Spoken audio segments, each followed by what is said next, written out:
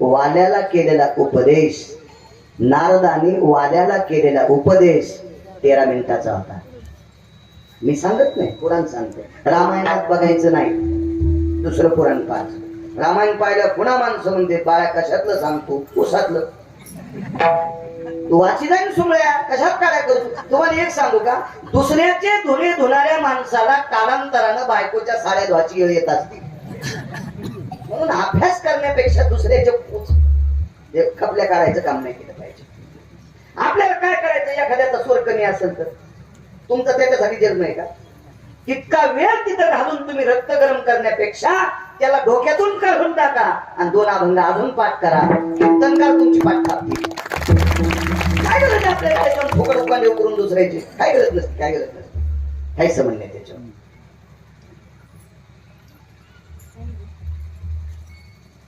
12 मिनिटात बायकोनं नवऱ्याला उपदेश केला आणि त्या दिवशी बायको सोडून दिली. बायकोचं नाव होतं रत्नमाला. आणि 12 मिनिटात उपदेश ज्या नवऱ्याला केलं तो नवरा इतका मोठा आहे. त्याच महात्म्याने केलेलं रामायण काल पासपोर बाबा सांगत होते. मुनिश्री तुलसीदास सर्पाला धरून आतमध्ये गेलता महात्मा. काय उपदेश होता, काय उपदेश होता, काय उपदेश होता. 9 मिनिटात उपदेश केला. 9 मिनिटात मुलांनी आईला 9च मिनिटं उपदेश केला मुलांनी आईला. आई मला लग्नात पाडू नकोस ग, पाडू नकोस, पाडू नकोस. सांख्य शास्त्रात पुरावा आला. त्या आईचं नाव आहे देवहूती, मुलाचं नाव आहे कपिल. संक्रांतीच्या दिवशी तुम्ही त्याला वाण देतात. इतका मुलगा अधिकारी, आई शिष्य झाली आणि मुलगा गुरु झालाय. काय ताकद होती या लोकांकडे, काय ताकद. एका मोजक्या काळात आईने उपदेश केलाय मैनावतीने मुलाला.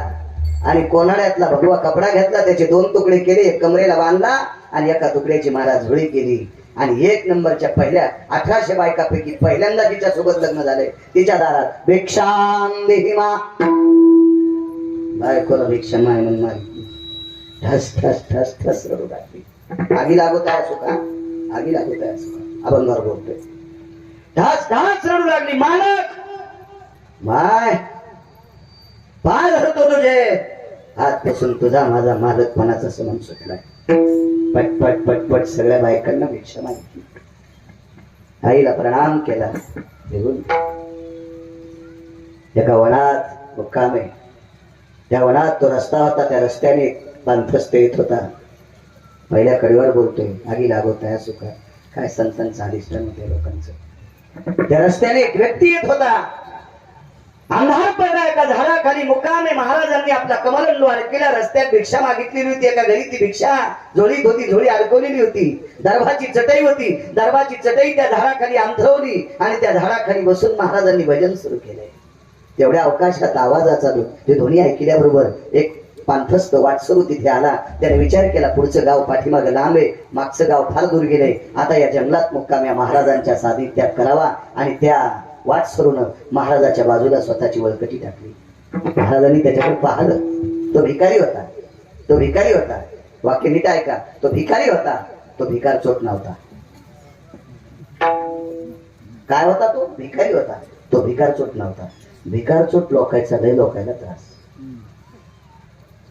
भिकार चोट परवडत नाही. हजारो भिकारी परवडते, भिकार चोट परवडत नसते. हे भिकार चोट, भिकार चोट, इतकी भिकार चोट. हवा हवा एवढ्या मोठ्या माणसांनी वर्णन करावं त्यांचं, आपली पात्रता नाही. तो भिकारी होता. महाराजांनी लक्षात घेतला हा भिकारी. भिकारी कोणाला म्हणायचं का? ज्याच्या अंतकरणात ते 6 बाजूला गेले आणि फक्त पोटाची अपेक्षा करतो 2 टायमाच्या खाण्याची, तो भिकारी. कोई न भिकारी पंढरीचा वार करी. हे अशी वेगवेगळे तत्व ते भिकारी. स्वामी रामांना एक भिकारी भेटला होता. स्वामी रामांना एक भिकारी भेटला होता. ते शहर होतं आग्रा नावाचं शहर. तो भिकारी फक्त तळहातावर बसेल इतकी भिक्षा खात होता. म्हणून साध्वी कुठे बसली ते ढगाच्या अनुमानावर सांगत होता. काय भिकारी अधिकारी लोक होते. सामान्य कसं कोणाला म्हणतात अद्याप नाही. कोणाला वरच्या अंगावर साधं म्हणी जाऊ नका. आणि एखाद्यानं लय कडक टोपी घातली म्हणजे त्याला श्रीमंत म्हणी जाऊ नका. त्याची बायको 7 व्हायचा कापूस याचायला आणि त्याला नाद एक कपडे भारीचा घालायचा. काय नसते वरून झटपक आतमध्ये बघ बघ. काही नाद असतो, नाद असतो. वरून झटपक राहायचा. बायको कदरली त्याला. नाही इस्त्री भेटली तर तांब्याची इस्तू टाकून पण टोपी कडक कर. आणि कोणाच्या फालक्याला लग्नाला लाटकल्यालाच आणि तिथं गेल्या म्हणतो नुकती कळक झाली. उष्ट्या हाते उठवी काढ, उष्ट्या हाते उठवी काढ, भरक्या हाताने कधी कावळा उठिला नाही. आणि हे भंगिरी म्हणते नुकती थोडी कळक झाली. पुत्री थानी तुझ्या ये मला खोरा विठाला विठाला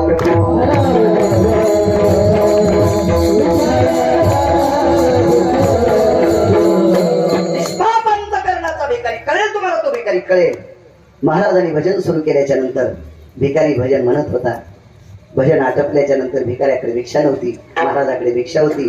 महाराजांनी कमलंडू खाली घेतला, कमलंडूत पाणी होतं आणि झोळी खाली घेतल्यावर झोळी याची पसरवली. झोळीत एक दोन भाकरी होत्या. आवाज दिला, दादा बाबा काका काय म्हणले असतील. अरे बाळा जेवतोस. ओठावून जीभ फिरवत होता, शुद्धीने व्याकुळ झालेला होता. महाराजांनी स्वतःच्या झोळीतली एक भाकरी आणि भाजी देऊन टाकली. भिकारी तृप्त झाला. महाराजांनी भजन अगोदरच केलं, अंग टाकलं आपल्या दरबारच्या चटईवर. भिकाऱ्याच्या लक्षात आलं अशा भयावह जंगलामध्ये ज्या साधूने आपल्याला भिक्षा दिली, ज्या आपल्या जेवणाची तृप्तता झाली, त्या साधूच्या उपकारातून कसं उत्तीर्ण व्हावा म्हणून भिकाऱ्यानं साधूचे पाय दाबायला सुरुवात केली. लक्षात घ्या भिकारी किती गोड होता, किती गोड होता भिकारी, किती गोड होता, किती गोड होता. आपण कसे भिकारी येत माहिती, एखाद्याच्या इरीवर लहट असावा, त्याच्या इरीवरलं पाणी काढून पाणी प्यावा आणि तहान भागल्याच्या नंतर लवटन दोरी इरीत टाकून द्यावा. कसे भिकारी येत आपण, देवाला पण कळणार नाही या भाडव्याला कोणाला रकत टाकावा. असले भिकारी येत आपण, असले भिकारी येत. वा वा वा वा काय भिकारी येत आपण. तपासलं पाहिजे आपल्यातला भिकारीपणा किती वाईट येतं. इतका जरी कळाला तरी बस झालं. विटेवरच्या मालकाला आवडेल आपण इतके जरी चांगुलपणात वाढलो तर. भिकाऱ्यांनी हातपाय दाबले. महाराजांनी सांगितलं नको रे नको. मनातली मनात म्हणले आणि या भोगासाठी तर संन्यासी झालोय. हे भोग मला बेजार करीत होते, याच्याकरता संन्यासी झालोय. आंघोळीला 300 असतील, ती आरती वारा घालायला किती बायका असतील, किती लालन पालन असेल त्याचं, किती वैभव असेल. आपल्याला एक एकच माणूस म्हणलं ते ऐकतो. संक्रांतीला 15,000ची साडी आणली पपेश बापानं. तर पपेश माय थोडी उचकाणी होती.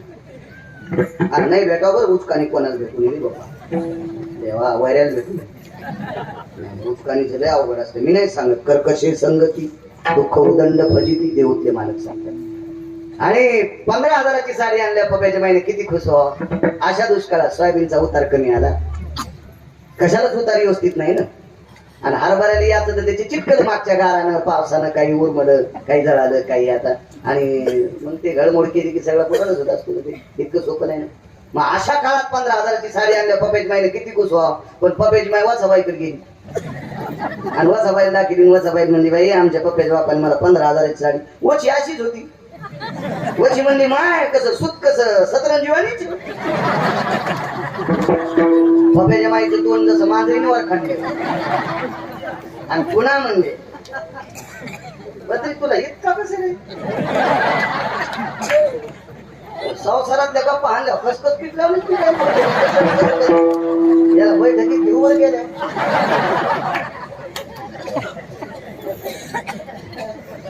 बायकोचं जणवर गाडी झालं म्हणजे काय झालं, काय आणलं सुख सतरंजीवानी.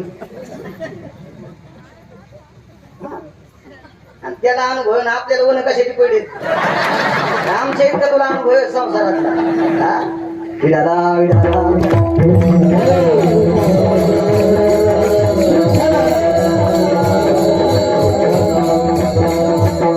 पुन्हा पप्याचा बाप दुकानावर 20,000ची साडी आणली. नेसावक नाही पप्याच्या माहिती. कस्तुराबाईला दाखली.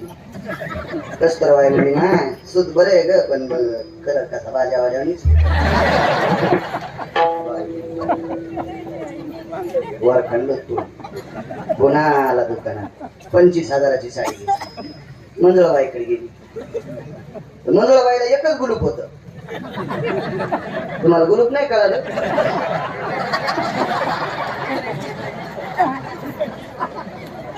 एकच गुलूप. पण मंजुळाबाई म्हणजे माय सुत चांगलंय, रंग चांगलाय आणि कुठे कशा गोचडावानी. एकच बायको तरी बरं, एकच एकच एकच. घरी आला म्हणला तुझ्या पाया पडतो, जशी घ्यायची तशी घी बस मोटरसायकल. मोटरसायकलवर बसली रस्ता असाच होता आपल्या आश्रमावर आलो तासात.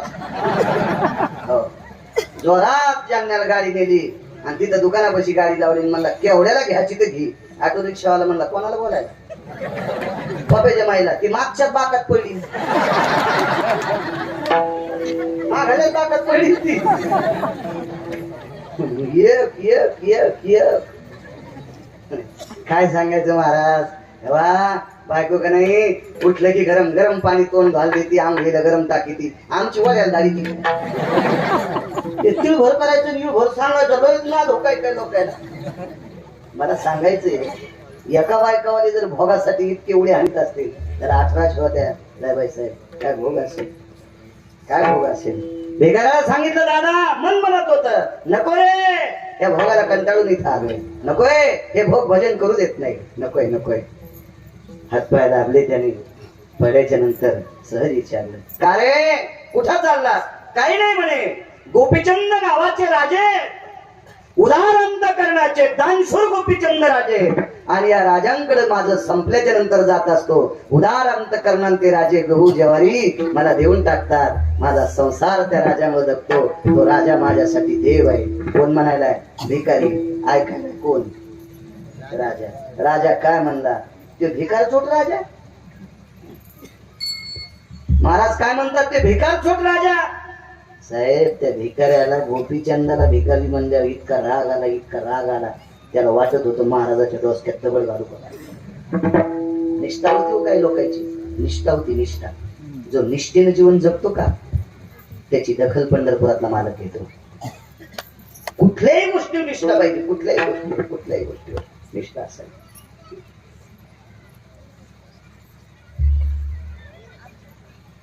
मागे एकदा आपण साहेबांचे काका जात राहिले त्यावर घेतो. त्यांच्या मनानं ते हॉस्पिटलकडे निघाले. आपल्याला आवडलं. त्यांना मी म्हणलं तुमचे काका गेले. तुम्ही जर आता 13 दिवस हॉस्पिटल बंद केलं तर तुम्हाला पुण्य नाही लागणार. रात्री बेरात्री जर एखादा पेशंट आला आणि तुम्ही त्याला तपासलं, त्याला गोळ्या दिल्या आणि त्याच्या वेदनातून जर जो मुक्त झाला तुमच्या काकांना तिसरा धांदिलीच्या भाषेत विटेवरच्या मार्गाची वारी केल्याचं पुण्य प्राप्त होईल. ज्या त्या क्षेत्रात ज्या त्या माणसानं निष्ठा ठेवली पाहिजे. निष्ठा ठेवली पाहिजे. आपल्या परमार्थातल्या लोकांनी मृदंगाचार्यांनी गायकांनी गायक चुकून शब्द केला वारकऱ्यांनी आणि कीर्तनकारांनी भागवतकारांनी रामायणकारांनी निष्ठा ठेवली पाहिजे. निष्ठा कोण येते? ज्याचं त्याचं मन तपासील. पण निदान व्यसन केलं नाही पाहिजे. गुटखा नाही खाल्ला पाहिजे. तंबाखू खाल्ली नाही पाहिजे. सिगरेट वळली नाही पाहिजे. निदान इतकं तरी सांभाळलं पाहिजे. याचं कारण सांगू का? लोक आमच्या पाया पडते. पाया पडतात आमच्या. आम्ही कोणा जातीचे विचारित नाहीत. आमच्याकडे श्रीमंती किती विचारित नाहीत. अभ्यास किती विचारित नाही. फक्त ज्ञानोबा आहे तुकोबारायचा पाय गळ्यात तुळशीची माळ याच्या करता पाया पडते. एरवी तरी पुशे कोण? एरवी तरी पुशे कोण? आणि पावे देवासाठी मान. आपट्याची पानं एरी शेळ्या खात्यात. आपट्याची पानं एरी शेळ्या खात्यात. अभंगातला पुराय फक्त म्हणत नाही. पण दसऱ्याच्या दिवशी त्याच आपट्याच्या पानाला सोनं म्हणून स्वीकारतात. कोणाला किंमत? दसऱ्यामुळे आपल्याला किंमत आली. ज्ञानोबा आहे तुकोबारायमुळे महाराज आपल्याला किंमत आहे. आपण गोड वागलं पाहिजे. विठाला विठाला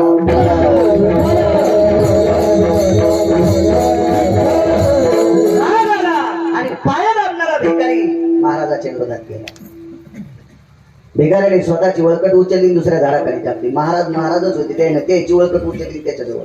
1-2 बऱ्या झालं. भिकारी म्हणला महाराज मी मारीन बरं तुम्हाला. मी तुम्हाला मारीन. आतापर्यंत महाराज समजित होतो. भाकर दिली हातपाय दाबले.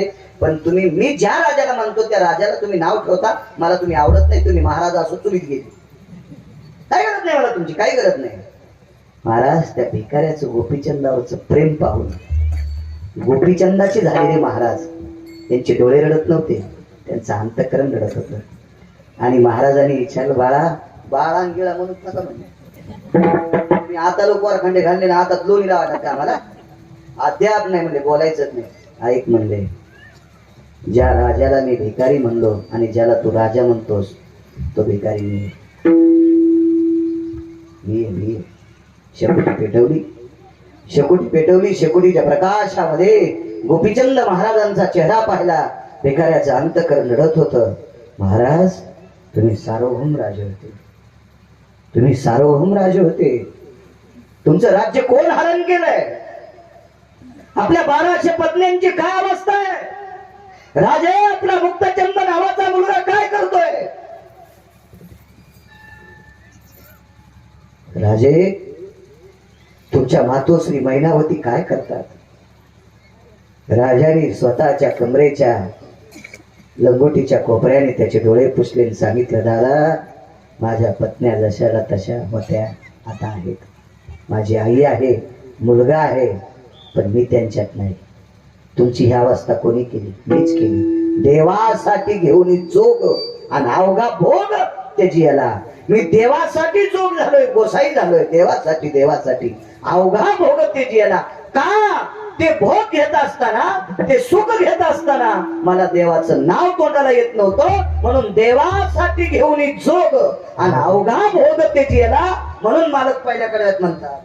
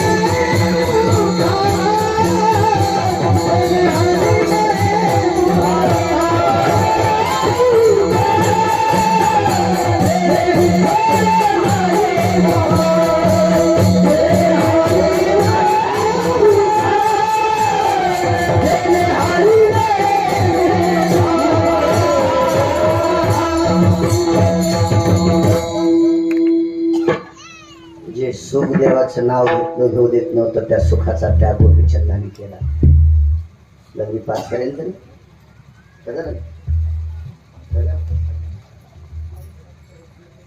हा, मग मी त्याच्यामुळेच म्हणालो लवकर घ्या. तर कशाला पुढे पुढे वाढवा म्हणायला? मी तर आता एक थंडी ठेल करतो. या जगाचा तोंडा धान देऊ देते 5 पाऊन म्हणायला. विठाला विठाला मला वाढ वाढले 2-3 महिन्यात एक कीर्तन आहे काय मला. वा, आता मला आनंद वाटला. पुढचं सापडते ना आपलं. तसं मी करीत नाही. दोन्ही पेवावरी ठेवू जाता हात आणि वय अपघात. तसं 2-2 पेवावर हात ठेवत नाही. म्हटलं आमच्या गोसडीच कापलं घ्यायचं. आगावपणा कशाला करायचं? एकच मंडळी आहे ना. गोपीचंदा इतके असल्या म्हणून ताण घ्यायचं कारण आपल्याला तेवढ्या नाही. आगी लागत आहे या सुखात.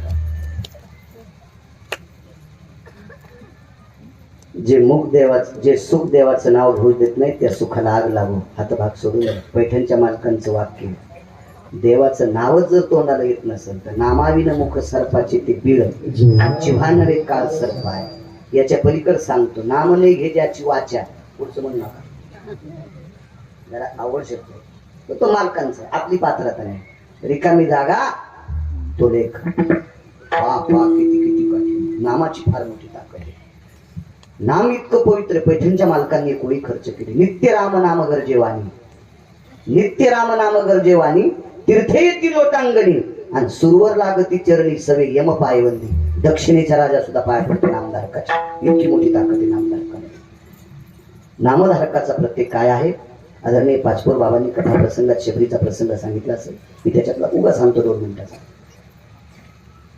188 साधूंनी यज्ञ केला. 188 पुरावा रामायणातला नाही.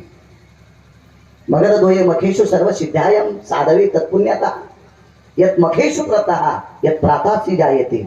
या निसर्गातला बदल त्या काळात यज्ञान होतात. यज्ञात भवन्ति पर्जन्यः. त्या काळात आताचा यज्ञ कोणता आहे? कलियुगी उद्धार हरी. एका साधूने आक्षेप घेतला असतात काही काही. ते म्हणले इथे एक लावलं चित्र ससे धरणाराची पोरगी याच्यात आंघोळ करून गेली, याच्याकरता पाणी खराब झालं. एका साधूने सांगितले ही गोष्ट चूक आहे. कोणावर असं म्हणत जाऊ नका. चुकीच्या गोष्टी आहेत असं नाही म्हणायचं. नाही म्हणायचं. तुमचं सरोवर शुद्ध करण्यासाठी शबरी इथं आणणे गरजेचे आहे. आता शबरीच्या माग 4-4 फूट दाढ्यावाले पळू लागले की ज्याच्या जटा शिष्याने झाडल्या, ज्याच्या नखाईच्या चुंगळी झाल्या. ते शबरीला पाहण्यासाठी पळत होते आणि शबरी यायला पाहून लपत होती.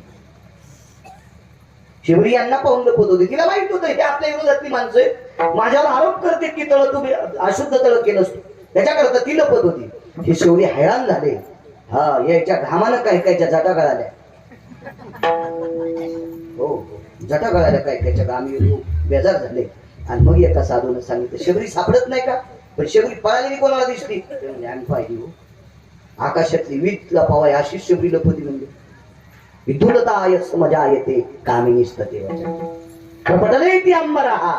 आकाशातल्या विजेसारखी चपळ ती कुठं लपली पळालीच नाही. रस्त्याने गेलेली दिसती का? हो. मग ज्या रस्त्यानं शबरी गेली तिचे पावलं तर उमटले असते. मग तिचे पावलं जिथे उमटले त्या पावलावरची चिमूटभर माती आणा आणि या सरोवरात टाका. सरोवर शुद्ध झालं. ताकद कशाची होती? नामाची होती. शबरीने यज्ञ केले, फक्त भजन केले, फक्त भजन.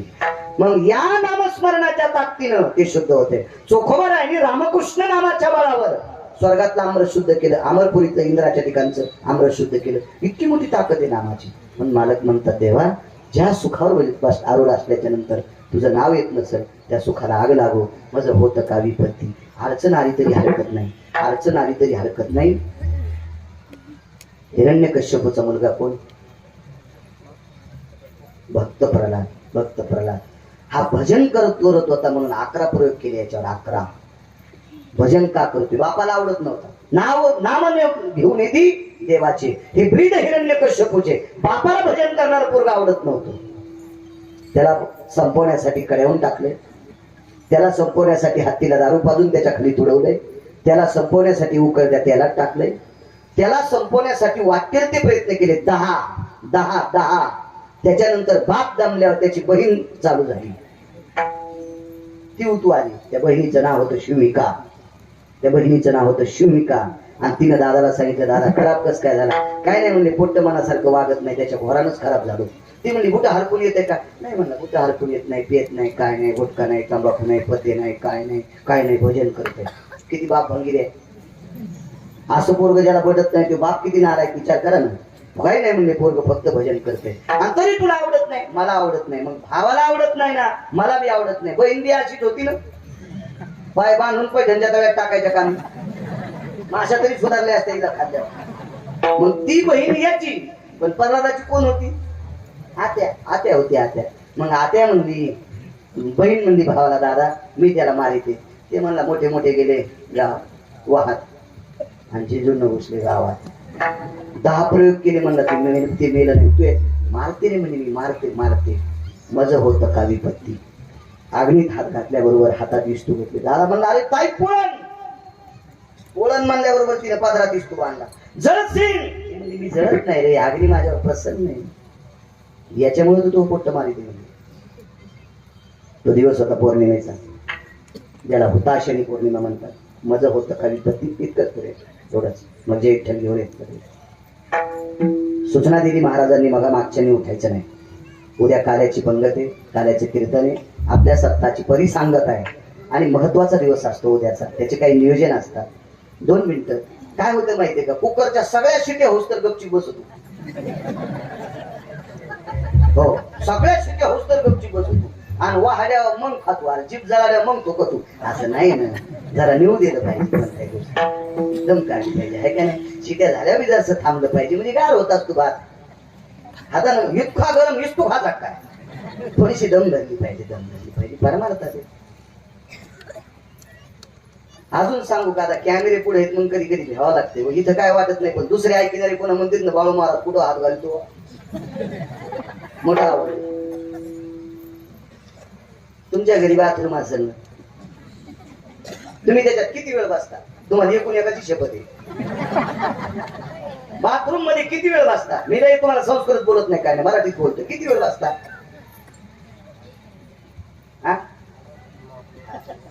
पोट मोकळ होत करत बसताना मला सांगा बरं कोण माणूस आहे पोट मोकळ झाल्या मला तर बसला टाळ्याबाजी बसता का तुम्ही नाहीत बसत मग बाथरूम चांगली आहे का तुमचं पोट मोकळं झाल्याशिवाय बाथरूम मधून बाहेर निघत नाही कीर्तन इतकं घाण आहे का आधीच उठायला कीर्तन किती निर्मळ आहे मग निर्मळ जागेवर बसायला कंटाळा येतो कीर्तन सांग अहो आम्हाला नका मानू त्या जागेला माना कोण म्हणतो तुम्हाला आम्हाला मानायचं का फोकायचं पंढरपुरातला तरी पण तुम्ही या जागेला माना हे ज्ञानभुवन आहे यज्ञ भुवन आहे त्या अन्नपूर्णेचा अधिष्ठान आहे त्या महात्म्याने मोठ्या कष्टाने उभं केलेलं आहे कधी कधी काही जागेची ताकद लक्षात घ्यायचा कुठं जाऊ नका संप्रदायाचं नाही असो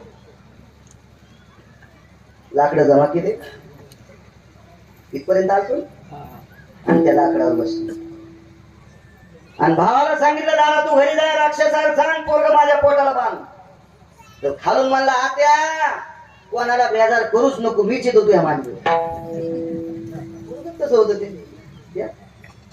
ते आपल्या पोरासारखं होतं का आम्ही बैठकीत बसलो आणि एक बाई म्हणली महाराज कायच मग नातू आहे बाई मग नातू महाराज तुम्हाला काय सांगायचं काय मग नातू बाई कायच नातू बाई कोर काय सांगायचं महाराज मग नातू बाई हो ना कलेक्टर होईल तो आणि मग तिच्या घरचा चहा प्यायला म्हणलं मग बोट कुठे ते पोरग म्हणलं एका मी दोरी बांधून पाणी आणि तिचा नातू रामनाथलं पाणी माझ्या बोटाने शेंदू लागला म्हणलं बाई कायच नातू खास आहे याला जर आमदार केलं तर काय शेंदी असं पोरग असेल का ते पोरग भक्त प्रल्हाद परा पश्यंती मध्यमा आणि वैखरी चारही वाणीचं ज्याच्या जिभेवर प्रभुत्व त्याचं नाव प्रल्हाद बाहेर काही व्याख्या आपल्याला वेळ मग काय मी जेतो आत्या तरी आत्यानं सांगितलं दादा सेवकाला सांगून बांधा ते म्हणलं बांधूच नको मी तुला आवडून धरतो वात्सल्य असतील ज्या येते यस पिता असं भगिनिया आईच्या पोटाला जितका बिलगुन धरतो तितकं भावाच्या बहिणीच्या पोटाला बिलगुन धरतोय आत्याच्या आणि बिलगुन धरलं गेलं पेटून हिला एक अग्नी प्रसन्न होता तिला अग्नी जाळीत नव्हता पण कुठपर्यंत अग्नी प्रसन्न होता लोकांची लेकरं फोकायला चांगलं काम करण्यासाठी अग्नी प्रसन्न होता आणि भावाला सांगितलं दादा पोरगं जळताना तुला वाटायचं नाही ते गेलं घरी आणि मग हिला अग्नी जाळू लागला ओरडू लागली ते म्हणला आत्या ओरडू नको लोक पोळ्या खाले तर तोंडच दाबलं इतकं दाबलं आत्याचं राखुंड होस्तर उघडं नाही केलं सकाळी बाप आला प्रल्हाद आत्या पहिल्या गाडीनेच गेल्या मी त्याला म्हणलं जांगण्याचे दुकान उघड्या आत्या तुला नाटी आणते पैठणी आणते पण आत्या थांबलीच नाही पहिल्या गाडीनेच गेली आणि तेवढं का आत्याची राख यानं अंगाला लावली नामधारकाची ताकद सांगतो लेकरं जाणणारी बाई पण भजन करणाऱ्याचा संघ झाला मग नाग होळीच्या दिवशी हुताशनी पौर्णिमा जगदंबा म्हणून तिची पूजा करतात तिथे नामधारकाची ताकद एक पर्व सांगितलं फक्त अशी 19 पर्व आहेत त्याची पण भजन करणाऱ्याला कमी संकट आलं किती संकट आले नाम प्रल्हाद उच्चारी दया सोडविना राही उचलून घेत कळीवरी भक्ती सुखे नारा पण कधी आणि किती बेजार झाल्या तुकोबाराय म्हणणे देवा काय विपत्ती आली तरी होते माझं होतं का विपत्ती पांडुरंग राहोची तिविड पार